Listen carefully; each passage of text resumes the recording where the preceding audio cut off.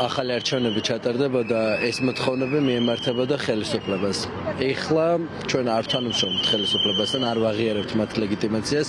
შესაბამისად, ეს არის ზოგადი სოციალური ფონი, რომ ვაჩვენოთ ადამიანებს რა ხდება ქვეყანაში, თუმცა პირველ რიგში ვითხოვთ ახალ არჩევნებს, თავისუფალ არჩევნებს, რომ შემდგომ ლეგიტიმურმა ხელისუფლებამ შეძლოს და ერთხელ და სამუდამოდ მოაგოროს ამ ქვეყანაში ის ძირითადი სოციალური პრობლემები, რაც დგას.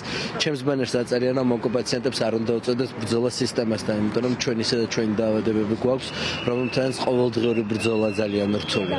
აქედან გამომდინარე, სამწუხაროა, რომ ეს ეხლა არ დაგვიწყია ჩვენ ეს ბრძოლა, ბევრი წელია დაწყებულია სისტემის წინააღმდეგ, სამწუხაროდ მაშინ საზოგადოებაში არ იყო ესეთი კონსოლიდაცია გარკვეული საკითხების მიმართ და ერთიანობა, თუმცა დღეს ვხედავთ, რომ საზოგადოება ერთიანია და ყველა პრობლემას მოვაგვარებთ, თუმცა მთავარი პრობლემა ოლიგარქია უნდა დამარცხდეს ამ ქვეყანაში, რომ ფულის კეთების მექანიზმები, როგორც არის დღეს ჯანდაცვაში, ჩაიკეტოს.